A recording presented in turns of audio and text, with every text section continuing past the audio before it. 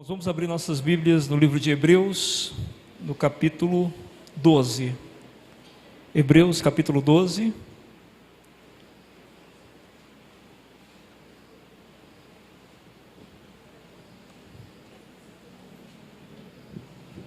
A partir do versículo 1. Hebreus, capítulo 12, a partir do versículo 1.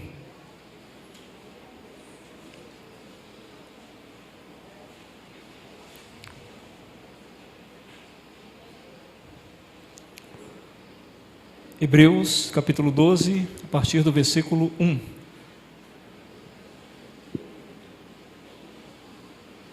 Todos encontraram? Amém? Podemos ler? Diz a palavra do Senhor em Hebreus, capítulo 12, a partir do verso 1. Portanto, também nós, visto que temos a rodear-nos tão grande nuvem de testemunhas, desembaracemo-nos de todo o peso e do pecado que tenazmente nos assedia, corramos com perseverança a carreira que nos está proposta, olhando firmemente para o autor e consumador da fé, Jesus, o qual, em troca da alegria que lhe estava proposta, suportou a cruz, não fazendo caso da humilhação, e está assentado à destra do trono de Deus. Considerai, pois, atentamente aquele que suportou tamanha oposição dos pecadores contra si mesmo, para que não vos fatigueis, desmaiando em vossa alma. Ora, na vossa luta contra o pecado, ainda não tendes resistido até o sangue, e estáis esquecido da exortação que como a filhos discorre convosco. Filho meu, não menosprezes a correção que vem do Senhor, nem desmaies quando por ele és reprovado, porque o Senhor corrige a quem ama e açoita a todo filho a quem recebe. Amém? Vamos orar, irmãos.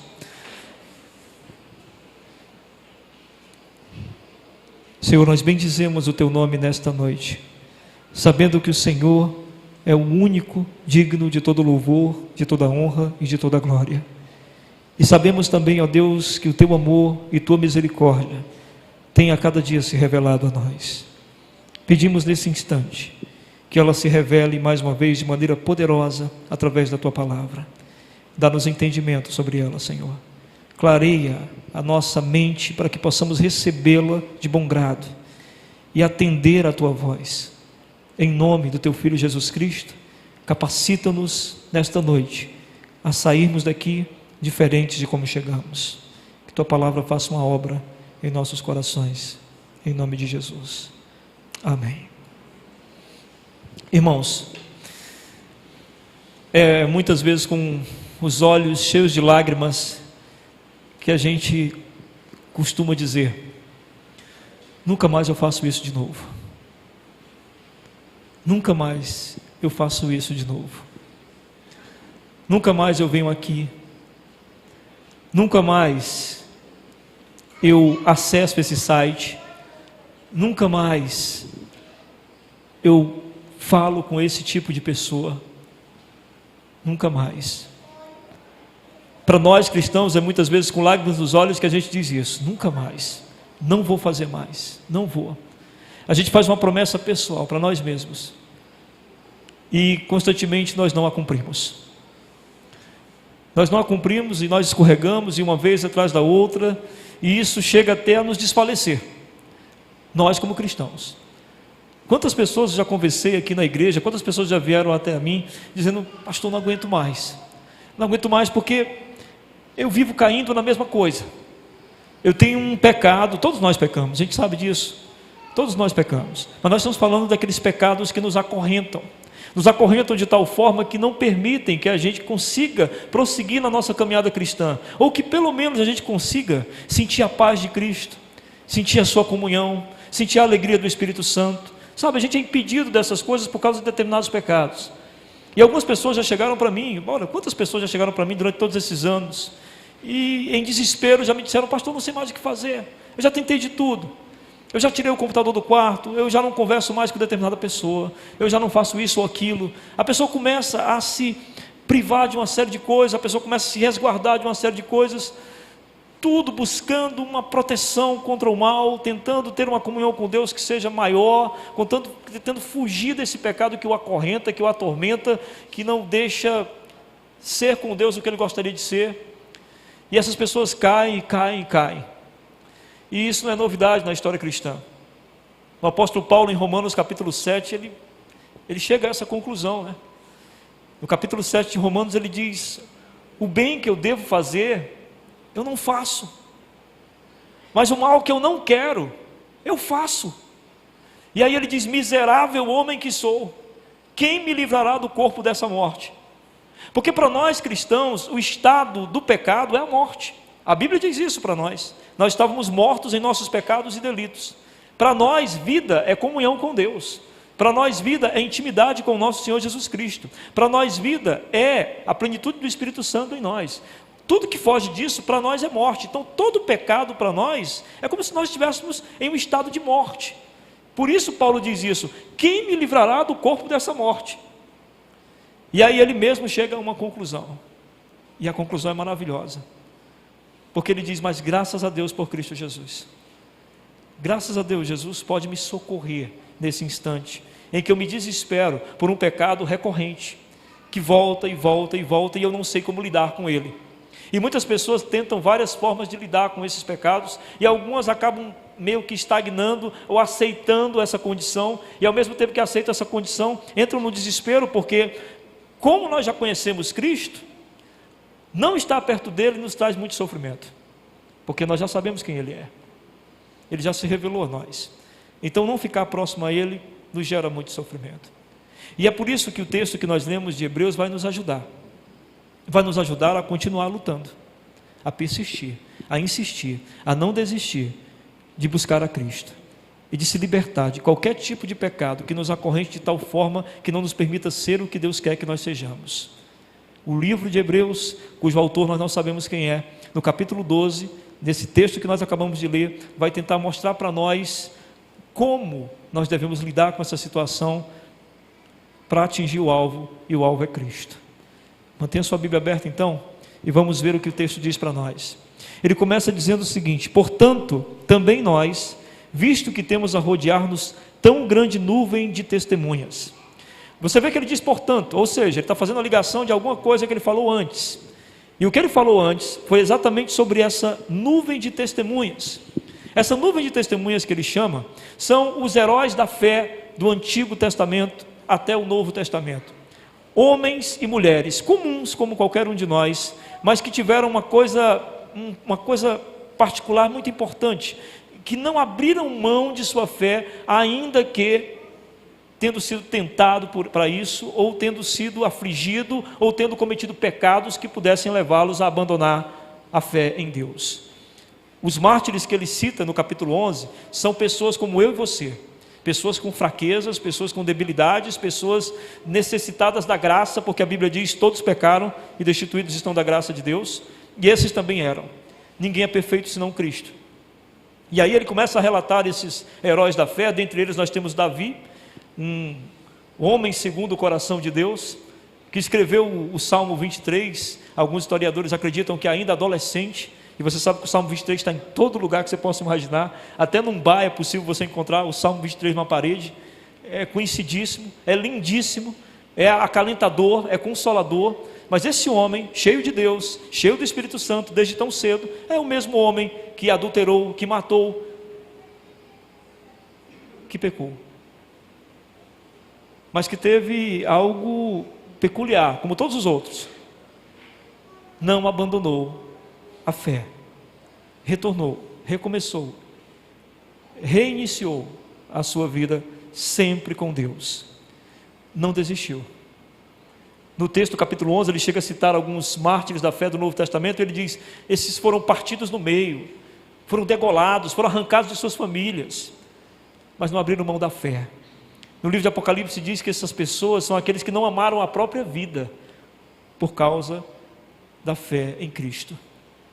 E aí é interessante ele usar essa linguagem da nuvem. Eu já preguei aqui nas quartas-feiras sobre o livro de Números, acho que alguns irmãos que vêm nas quartas-feiras lembram. E no livro de Números tem uma coisa interessante: Deus, ele coloca uma nuvem sobre o povo, sobre o acampamento do povo no deserto. E todas as vezes que a nuvem se desloca, o povo imediatamente juntava o acampamento e se deslocava em direção aonde a nuvem estava levando. A nuvem colocada por Deus direcionava o povo. Onde a nuvem ia, o povo devia ir. Quando a nuvem parava, o povo parava e reunia o acampamento. A nuvem era o direcionamento de Deus. Talvez o autor de Hebreus estava querendo dar-nos esse entendimento, de que a nuvem para nós é o testemunho desses heróis da fé, desses mártires da fé, do Antigo e do Novo Testamento. Pessoas comuns como eu e você, mas que quando a gente olha para a vida deles, é como se eles estivessem dizendo: desloquem-se assim, sempre em direção à misericórdia de Deus. Sempre em direção ao amor de Deus, que é maior do que qualquer um dos nossos pecados. O amor e a misericórdia de Deus é maior do que qualquer pecado nosso cometido. É isso que talvez o autor está querendo dizer. Orientem-se por essa nuvem de testemunhas. E aí ele prossegue dizendo assim: portanto também nós, visto que temos a rodear-nos tão grande nuvem de testemunhas, desembaracemos-nos de todo o peso. Vamos olhar para esses heróis da fé, vamos olhar para essas pessoas que estão registradas na Bíblia, sobre a trajetória delas, do pecado, da culpa, passando pelo arrependimento e chegando na graça de Deus. Vamos olhar para elas e tentar abraçar a mesma forma deles lidarem com a culpa, com o pecado e com o perdão de Deus. Veja bem, quando ele fala para a gente se desembaraçar de todo o peso, o que pesa mais em nós quando nós erramos, quando nós pecamos? É a culpa. Nós nos sentimos culpados. A culpa tem um peso absurdo. E é interessante que, se você for falar para uma pessoa que não conhece a palavra de Deus, e você for falar sobre alguma coisa que você cometeu e que você viu que era errado, que era pecado, que ia contra a vontade do Senhor, e você fala para essa pessoa, e você diz: olha, eu estou me sentindo tão culpado. E essa pessoa que não conhece a Deus vai dizer: mas culpado por quê? Ela não entende o peso da culpa. Porque aí tem um fator positivo no sentido da questão da culpa. O fator positivo é o seguinte: é que só sente-se culpado quem é habitado pelo Espírito Santo de Deus. Amém? É por causa do Espírito Santo que nós dizemos: eu sou o culpado. Sem a atuação do Espírito Santo, mostrando a nós, convencendo-nos dos nossos pecados, nós não aceitamos que temos culpa. Mas o Espírito Santo diz: nós somos culpados. Mas viver só na culpa não é esse o propósito de Deus para nós. Que nós fiquemos e aceitemos: eu sou isso, eu sou um miserável. Eu fui convidado uma vez para um grupo que se reúne aqui em Fortaleza, e eles buscam ajudar-se uns aos outros. Por exemplo, você tem um pecado pessoal, você se reúne com esse grupo, e você se apresenta para o grupo e começa a contar como é que tem sido a sua luta contra esse pecado. Eu fui convidado por um irmão aqui da igreja para ir visitar um grupo desses. Fiquei horrorizado, porque o grupo começa da seguinte forma: o cara vai se apresentar e diz: eu sou João, eu sou viciado em pornografia. O outro vai dizer: eu sou Pedro e eu sou um adúltero. O que me incomodou foi o eu sou. Eu sou adúltero, eu sou mentiroso, eu sou isso, eu sou aquilo. Teve um momento que eu olhei para o irmão que estava do meu lado e falei: irmão, peraí. Eles se identificam pelo pecado. Eles reafirmam o pecado entre eles. Eles ficam dizendo: eu sou adúltero, eu sou mentiroso. Eles se mantêm na culpa. Irmão, isso não é bíblico. Eles aceitam a situação do pecado como se isso os identificasse. E eu disse para o irmão: não, meu irmão, nós, pela graça de Deus e pela misericórdia de Deus, eu não sou mentiroso, eu sou um filho de Deus, resgatado pela graça, pela misericórdia e pelo amor de Deus. Não, eu não sou um viciado em pornografia, eu sou um servo e filho de Deus, pela graça e misericórdia do Senhor. E aí esse irmão me perguntou: mas como assim, pastor Eli? Eles erram de novo? Sim, então deixa eu explicar o que eu vou falar agora na pregação. Nós estamos no estado de culpa. Nós precisamos sair desse estado de culpa, porque a culpa nos leva ao arrependimento. Amém? O arrependimento nos leva à graça.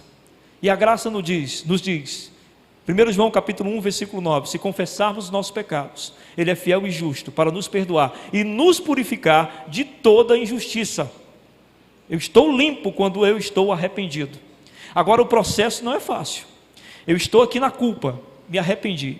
Esse é o problema. a gente acha que arrependimento é coisa rápida. A gente acha que arrependimento é coisa instantânea. Então, por exemplo, o indivíduo adultera. Ele vai para a cama com uma mulher. No outro dia ele, meu Deus, eu estou arrependido. Eu não devia ter feito isso. Senhor, eu não devia ter feito isso. Ah, meu Deus. No final da tarde ele encontra essa mulher. Ela lança um olhar para ele, ele não se segura e vai para a cama com ela de novo.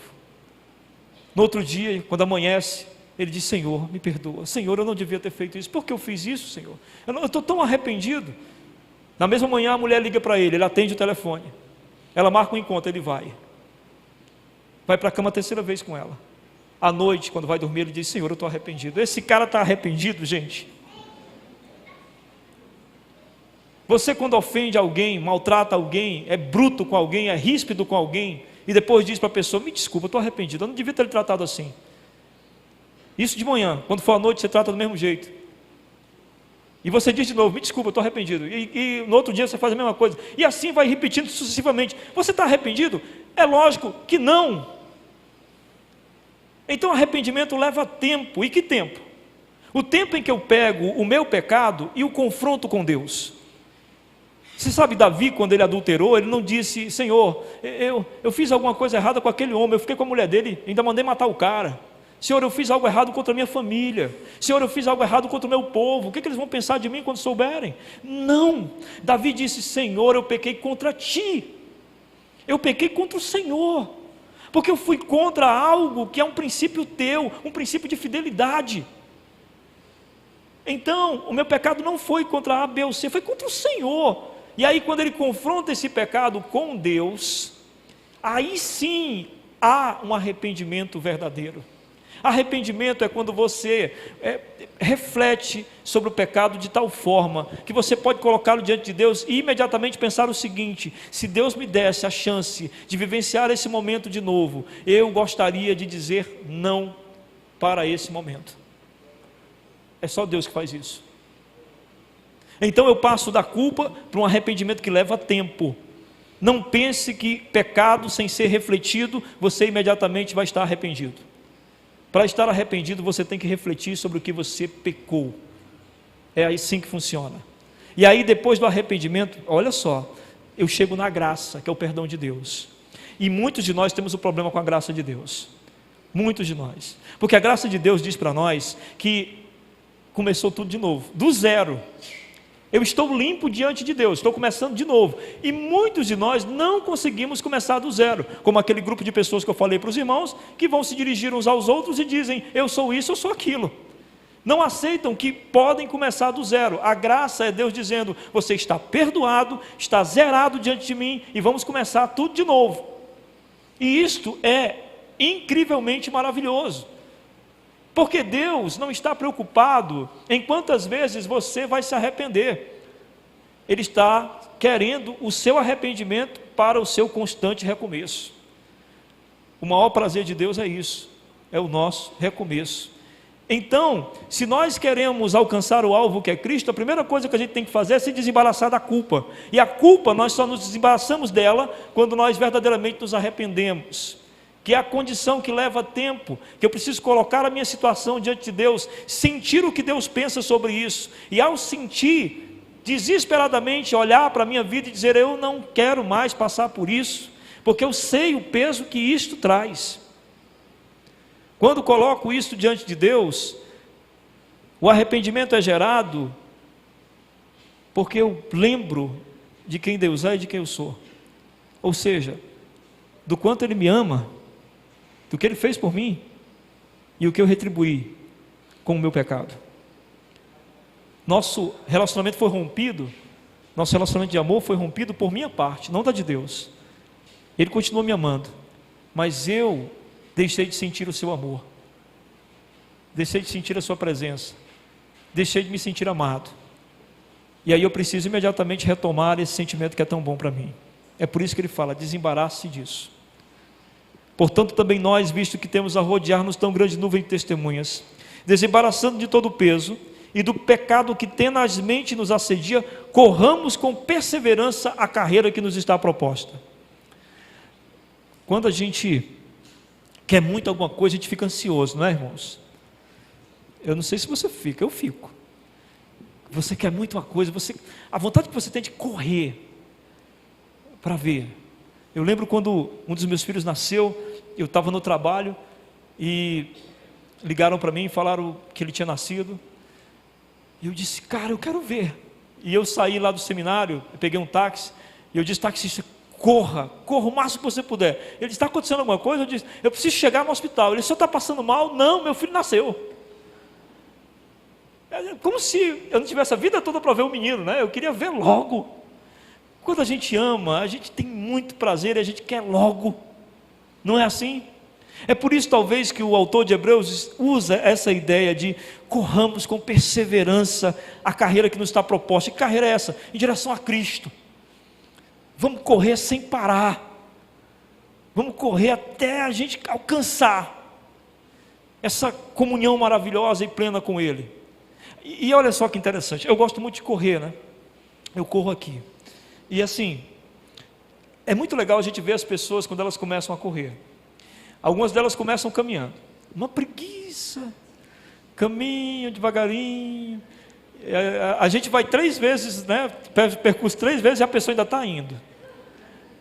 E depois elas começam a caminhar mais rápido. Depois elas já começam a correr um pouquinho.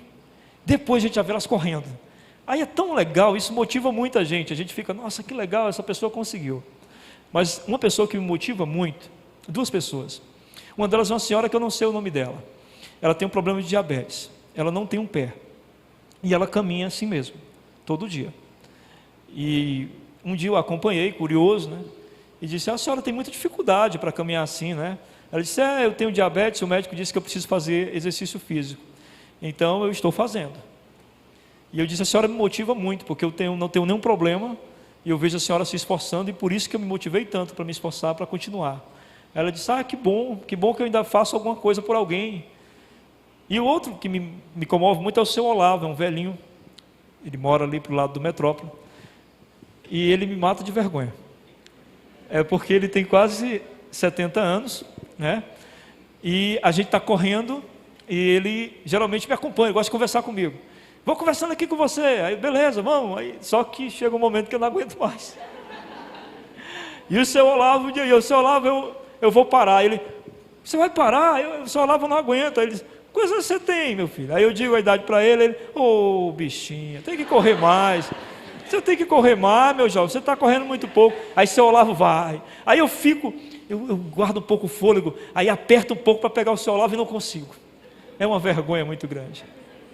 Mas o que eu quero dizer para os irmãos é que nessa corrida por Cristo, preste bastante atenção no que eu vou dizer. Nessa corrida por Cristo, não importa se você está capengando, devagarinho, não importa se você tem uma velocidade maravilhosa como o seu Olavo, não importa se você corre medianamente como eu, mas o que importa é não parar. É isso que o autor de Hebreus está dizendo para nós. A gente não pode parar. A gente tem um Cristo maravilhoso nos esperando para manter uma comunhão tão prazerosa com Ele. E a gente não pode parar. A gente não pode se estagnar, porque tudo que fica parado atrofia e morre. Então a gente tem que continuar. A gente não pode desistir. A gente não pode deixar o pecado nos deter. A gente não pode deixar a culpa nos deter. Para a culpa nós temos o arrependimento, e para o arrependimento nós temos a graça. Nós temos que ir em frente. Nós temos que prosseguir. Eu sei que alguns de nós aqui estão numa corrida maravilhosa, sabe, está indo em direção a Cristo assim, numa coisa tão gloriosa, e tem uns de nós que está caminhando devagarinho, mas nós não podemos admitir, nenhum de nós aqui podemos, é ficar parado, enquanto tem tanta coisa nos esperando. O C.S. Lewis fala sobre isso, né? Ele diz que nós somos como aquelas crianças brincando com lama, e do outro lado está o parque de diversões. É tão próximo o parque de diversões, mas a nossa preguiça faz com que a gente fique brincando com a lama. É isso que acontece com muitos de nós. A gente pode ir em direção a Ele, Ele nos deu a possibilidade disso, Ele nos dá os meios para isso. E o que nos impede de ir? Senão nós mesmos. Porque é a nossa natureza que é pecaminosa, somos nós que somos pecadores. Quando eu falei no início que Paulo diz, miserável homem que sou, é que ele chega à conclusão que isso está nele. Naturalmente nós somos pecadores, naturalmente. Sabe o que significa isso? Significa que, por exemplo, quando você veio para cá, para a igreja hoje, você não ficou pensando, eu tenho que entrar na rua tal, não sei o quê, o número da igreja qual é mesmo, onde é que a igreja fica, você não pensou nada disso, você veio direto para cá. Isso já ficou natural para você chegar até aqui. Assim como é natural a gente andar para frente.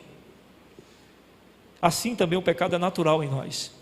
Então Paulo entende essa consciência do pecado ser natural. Então quando a gente tem essa consciência, a gente entende o seguinte: o diabo, ele é o incitador, ele é o tentador, ele é o que sopra a brasa, mas a brasa está em nós. Não põe a culpa no diabo, a culpa é nossa. A questão está em nós, e somos nós que devemos ir em direção a Cristo. O texto continua dizendo como isso deve acontecer, essa ida em direção a Cristo. Ele diz, versículo 2: olhando firmemente para o autor e consumador da fé, Jesus. Eu tenho que manter meus olhos em Jesus, tenho que manter meu foco em Jesus. E ele diz que Jesus é o autor da fé, ou seja, a fé se origina nele, a fé mesmo começa em Cristo. Nós começamos a acreditar em Deus a partir de Cristo. Quando nós olhamos para Cristo e entendemos que nós éramos pecadores, a Bíblia diz isso, nós estávamos condenados por causa do nosso pecado, a ira de Deus, Deus não se agrada do pecado, a ira de Deus ia cair sobre nós, mas Cristo tomou sobre si esta ira, tomou sobre si esta culpa, tomou sobre si este pecado, morreu naquela cruz por nós, e a sua morte nos deu condição de perdão. É aí que começa a fé, é aí que começa, ele é o autor, a fé se origina nele. Então todas as coisas estão relacionadas em primeiro lugar a ele. É isso que é manter os olhos em Cristo, é saber que todas as coisas de nossas vidas estão relacionadas a ele. Veja só, você pode vir a um culto e isso não tem nada a ver com Cristo. Pode sim. Você pode frequentar uma igreja e isso não tem nada a ver com Cristo. Você pode cantar louvores e isso não tem nada a ver com Cristo. Você pode pregar a palavra, como eu estou pregando aqui, e isso não tem nada a ver com Cristo, mas sim com um pregador que quer se exibir e mostrar conhecimento teológico ou filosófico, ou seja lá o que for, ou eloquência, ou ficar famoso, sei lá. Pode não ter nada a ver com Cristo. Assim como todas as coisas religiosas que nós fazemos podem não ter nada a ver com Cristo. Por quê? Porque os olhos não estão nele.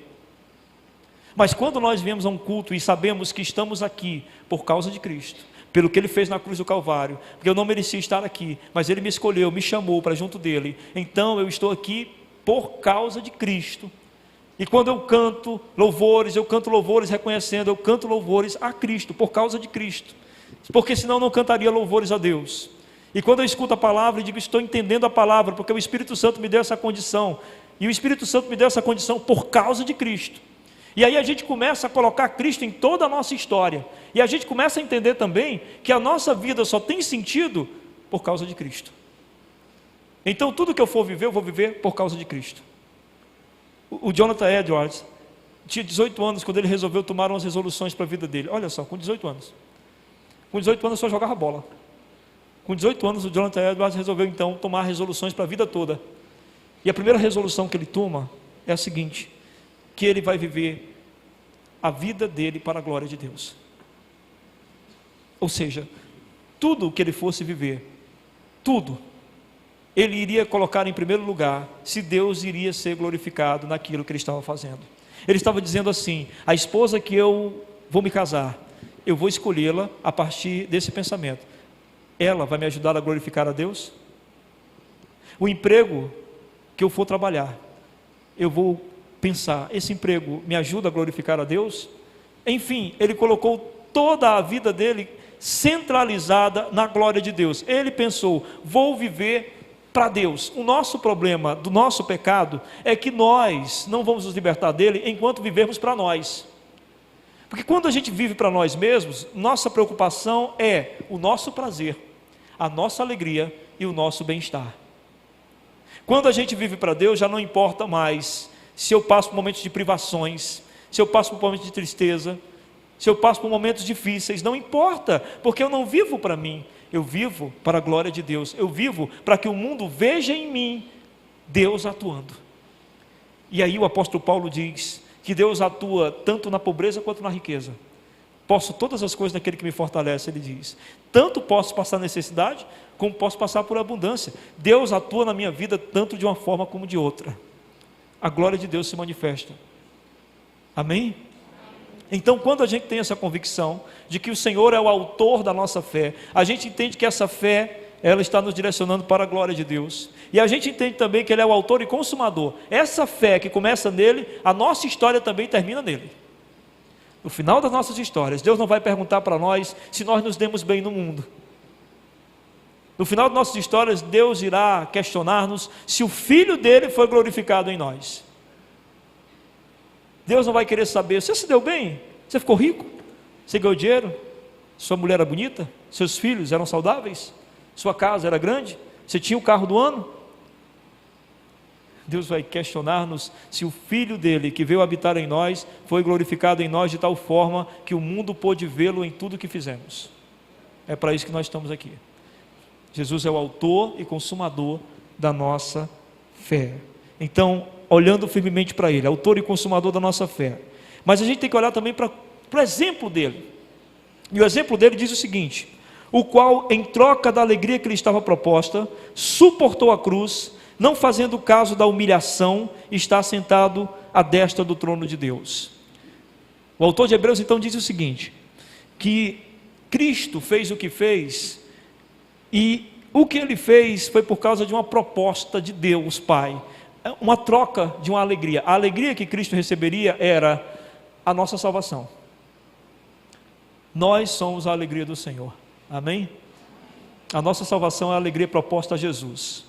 E aí ele diz, por causa dessa proposta de Deus a ele, ele suportou a cruz, suportou a humilhação, venceu e sentou-se à destra do trono de Deus. Qual alegria nos está proposta? Qual a alegria que Deus propõe para nós? Eu já falei isso aqui num culto de doutrina, numa quarta-feira, mas vou repetir, porque muita gente não pode vir na quarta. O que Deus chama na Bíblia de felicidade? Deus chama na Bíblia felicidade de santidade. No Salmo 1 diz, bem-aventurado o homem que teme ao Senhor e medita na sua lei de dia e de noite. O que é isso? Santidade. Temer a Deus, meditar na palavra dele dia e noite. Jesus diz nas bem-aventuranças, bem-aventurados os pobres de espírito, os mansos, os humildes. O que é isso? Mansidão, humildade, pobreza de espírito, santidade. Bem-aventurado significa feliz. Felicidade na Bíblia é santidade. Qual a proposta de Deus para nós? A proposta de Deus para nós, para que a gente lute contra o pecado, para que a gente continue nessa corrida, para que nós não desistamos de jeito nenhum, como os mártires da fé não desistiram, a proposta dele para nós é a nossa felicidade. Felicidade no sentido de santidade. Porque todas as vezes que você faz algo que você sabe que agradou a Deus, você se sente feliz. E todas as vezes que você sabe que desagradou a Deus, essa é a razão da nossa infelicidade. Porque o mundo anda tão triste? Porque o mundo está cada vez mais mergulhado no pecado.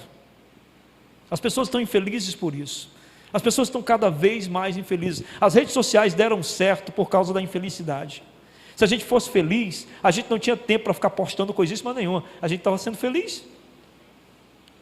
Mas as pessoas passam horas nas redes sociais porque não tem felicidade.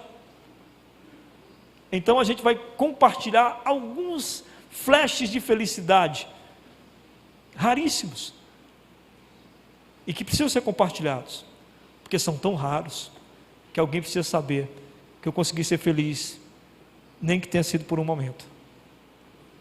A proposta do Senhor é felicidade a partir da santidade, a partir da comunhão com Deus, a partir de seguir a vontade de Deus, a partir da obediência, da comunhão com o seu Espírito. Essa é a proposta do Senhor. E aí nós vamos suportar a cruz. Jesus disse, quem quiser vir após mim, negue-se a si mesmo, tome a sua cruz e me siga. Isso é santidade, negar-se a si mesmo, tomar a cruz e seguir Jesus. A cruz significa o quê? A obediência a Deus. Cada um de nós temos uma cruz específica, algo específico em nossas vidas, o qual nós devemos obedecer a Deus especificamente. Um desafio pessoal, cada um de nós temos. Nós tínhamos aqui uma casa de recuperação e tinha um rapaz que era muito complicado. Ele já tinha vindo de outras casas e ele sempre criou confusão. E ninguém da casa, da nossa casa, gostava dele, ninguém, nem quem cuidava, nem os internos. E eu comecei a orar e um dia cheguei lá, orando por ele, e um dia cheguei lá e o irmão falou: pastor, ninguém aguenta esse cara, a gente tem que mandar ele embora. E me veio um estalo, eu falei: meu irmão, e se esse cara for a nossa cruz? Se Deus estiver nos desafiando a obedecer a partir dele, de amar um inimigo. E o irmão olhou para mim e disse: poxa vida, pastor, eu acho que é isso mesmo. Deus está desafiando a gente para amar esse cara. Ele é a nossa cruz. Vamos amá-lo. E a gente começou a suportar o cara. E eu lembro da última vez dele na casa, quando ele ia embora, e ele chamou a gente para conversar. E quem é amado começa a ser transformado, você sabe disso. E ele já era outra pessoa quando foi embora. E ele disse para nós: queria agradecer a vocês, porque nem meu pai nem minha mãe me suportam. E vocês suportaram todo esse tempo. Eu vou e levo comigo esse amor de vocês, que eu tenho certeza que não partiu de vocês. Olha quando Deus é glorificado. Eu tenho certeza que Cristo agiu por meio de vocês para me amar. Qual é a sua cruz? Onde você tem que obedecer, e obedecer de tal forma que possa até ser humilhado por isso, porque está obedecendo. Vocês jovens são muito desafiados, vocês senhores e senhoras são muito desafiados, não importa a idade, todos nós, Jesus disse: tome a sua cruz. Deus tem um mandamento para você, você vai ser humilhado tentando cumprir esse mandamento, mas a proposta é boa, não é? A proposta é a alegria da santidade, é a felicidade que a santidade proporciona. O texto continua no verso 3 dizendo: considerai, pois, atentamente aquele que suportou tamanha oposição dos pecadores contra si mesmo, para que não vos fatigueis desmaiando em vossa alma. Ele diz: considerem atentamente o que aconteceu com Jesus. Vocês já fizeram isso? Já consideraram atentamente? Nós estamos falando de Jesus, o Senhor dos senhores, o Rei do universo, aquele que criou todas as coisas. Vocês já consideraram isso atentamente? Já pensaram sobre isso? Sobre o que ele passou e o que você passa? Você já tentou comparar as humilhações dele e as suas humilhações? Até os martírios dessa terra, até um cristão que dá a vida nessa terra, não podemos comparar com Cristo, porque a Bíblia diz que Cristo abandonou o seu reino de glória para estar entre nós. Considere isso quando você estiver lutando contra o seu pecado. Considere que Cristo pagou um alto preço para que você tivesse condições de lutar contra o seu pecado. Você só tem a possibilidade de lutar contra os seus pecados porque Cristo lhe deu esta possibilidade. Considere isso. No verso 4, talvez seja o mais duro do texto. Ele diz: ora, na vossa luta contra o pecado, ainda não tendes resistido até o sangue. Ele quer dizer basicamente é o seguinte: na luta de vocês contra o pecado, vocês já morreram? Vocês já estão mortos? Não, está todo mundo vivo aqui. Então, enquanto estivermos vivos, temos que continuar lutando contra o pecado. Você não morreu ainda, então você tem que continuar lutando. E eu falei aqui uma vez em outra mensagem que Cristo para nós, enquanto Ele não for o nosso alvo principal da nossa existência, nós vamos abandoná-lo por qualquer coisa. Mas quando Ele for o foco principal, quando Ele for o nosso maior tesouro, como o salmista diz: que tenho eu no céu, que tenho eu na terra além de Ti. Toda vez que eu leio esse salmo, eu oro: Senhor, não me deixa ter nenhum outro tesouro que eu possa assemelhar a Ti. Tu és o nosso grande tesouro. Então, enquanto eu não tiver essa visão de que o Senhor é o meu tesouro, o bem maior que eu estou procurando e necessito, enquanto eu não tiver essa visão, eu vou sim ser vencido constantemente. Nós precisamos pedir a Deus que nos dê tanto amor por Ele, que nós não possamos ser detidos por amor a pecado nenhum. Nós amemos tanto ao Senhor, que nós possamos querer o que Ele quer. E uma das coisas que Deus quer é a nossa santidade. E aí, no verso 5, ele diz: estais esquecidos da exortação que, como a filhos, discorre convosco? Filho meu, não menosprezes a correção que vem do Senhor, nem desmaies quando por ele és reprovado. Porque o Senhor corrige a quem ama, amém? E açoita todo filho quem recebe. Igual um pai, que precisa dar uma palmada, que precisa estar de castigo ali no cantinho. Deus permite sim o sofrimento sobre nossas vidas. Porque o sofrimento, e ele está falando aqui para a igreja perseguida, e isso pode ser direcionado a nós em outros sentidos menores. O sofrimento é uma prova de que Deus se importa com a gente, e Ele permite o sofrimento simplesmente para tirar de nós o pior e colocar o melhor, que só poderia vir através do sofrimento.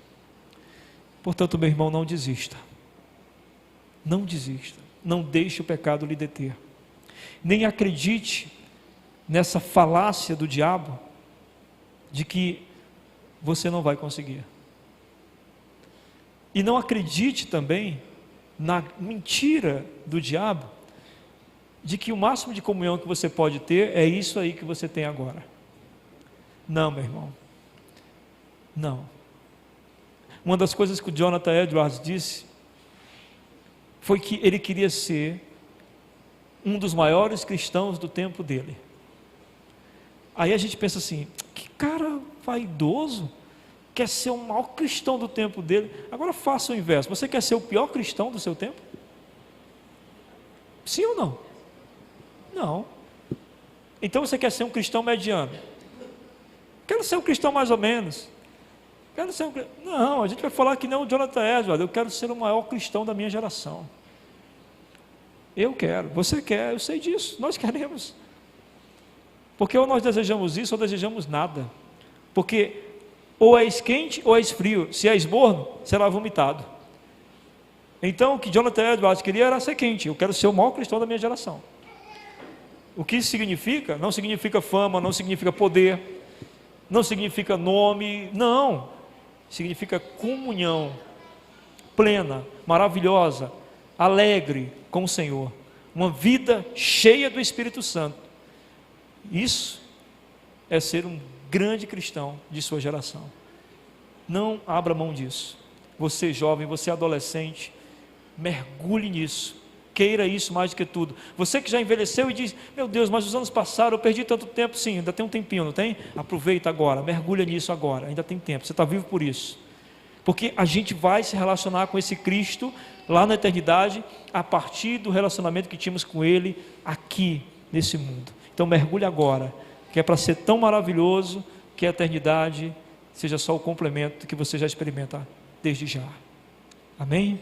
Vamos orar? Vamos pedir que Deus fale ao nosso coração através desse momento. Se o Senhor falou contigo, fale com Ele agora.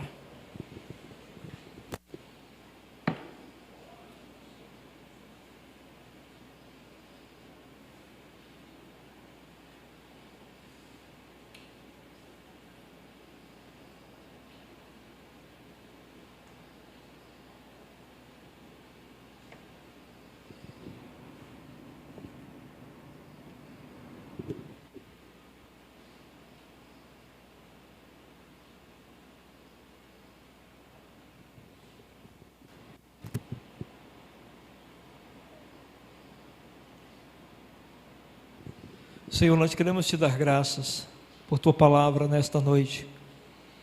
Queremos te louvar porque, por tua infinita misericórdia, nós hoje compreendemos que nós não podemos e nem devemos desistir. Que o pecado que tenazmente nos rodeia deve ser, ó Deus, por tua graça abandonado. Ajuda-nos então a percorrer essa corrida insistentemente. Faz desta igreja, Pai, um celeiro de cristãos autênticos, cheios do Espírito Santo, cristãos raros, cristãos puros, pessoas cujas vidas só possa ser explicada pela glória de Deus que está manifestada nelas. Eu creio nisso, Pai, desejo isso, confio que o Senhor pode fazer isto. Em nome de Jesus nós te agradecemos.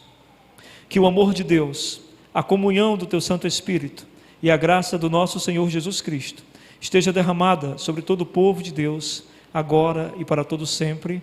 Amém.